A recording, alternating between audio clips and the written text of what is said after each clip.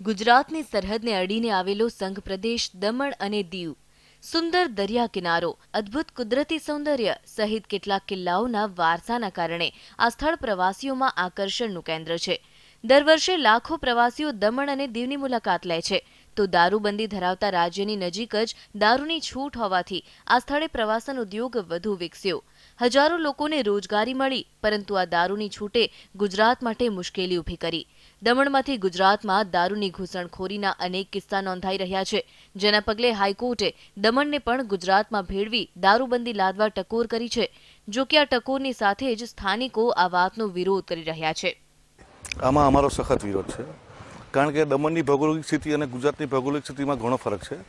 અને દમણ એક નાનકડો પ્રદેશ છે અને વર્ષોથી જ આ ટુરિઝમ બિઝનેસ અહીંયા છે. અહીંયા ઇન્ડસ્ટ્રી સારી એવી ચાલે છે, અહીંયા પેટ્રોલ ડીઝલના ભાવ સસ્તા છે, પ્રજા શાંતિથી અહીં રહે છે.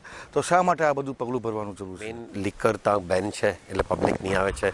બોમ્બેમાંથી બી આવે છે કારણ કે ચીપ છે લીકર. તો એક ઐતિહાસિક ફ્રી સ્પોટ છે જ્યાં આવીને બધા એન્જોય કરીને જઈ શકે છે. ને જો અગર ગુજરાતમાં ચાલી ગયું તો દમણવાસીઓને બહુ ફટકો પડશે, રોજગારને બહુ ફટકો પડશે. ધમધમતા પ્રવાસન ઉદ્યોગના કારણે હજારો લોકોની રોજગારી ટકે છે. તો સાથે જ કેન્દ્ર શાસિત પ્રદેશ હોવાના કારણે અહીં પેટ્રોલ, ડીઝલ અને વીજળીના ભાવ પણ ઓછા છે, જેના પગલે સ્થાનિકો દમણને ગુજરાતમાં સામેલ કરવાની વાતનો વિરોધ કરી રહ્યા છે. સાથે જ આ મામલે રાજકારણ પણ શરૂ થઈ ગયું છે. કોંગ્રેસ આ મુદ્દે ભાજપ પર પ્રહાર કરી રહી છે, તો ભાજપ આ પ્રકારનો કોઈ નિર્ણય નહીં લેવાની ખાતરી આપી રહ્યું છે. केंद्र सरकार भी आवा कोई दारा साहस नहीं करे, साथे साथ यूनिटरी રહેશે.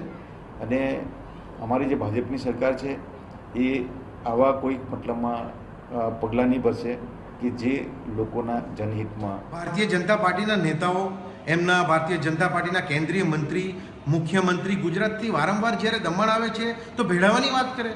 લોકો ભેળવવા માંગતા નથી, લોકો ગુજરાતમાં જોડાવા માંગતા નથી. શા માટે આ વારંવાર આ વાત કરે છે? દમણને ગુજરાતમાં ભેળવી દેવા અંગે કેન્દ્ર સરકાર શું વલણ અપનાવે છે તેની પર સૌની નજર મંડાયેલી છે. ભરત પટેલ, ETV ન્યૂઝ, દમણ.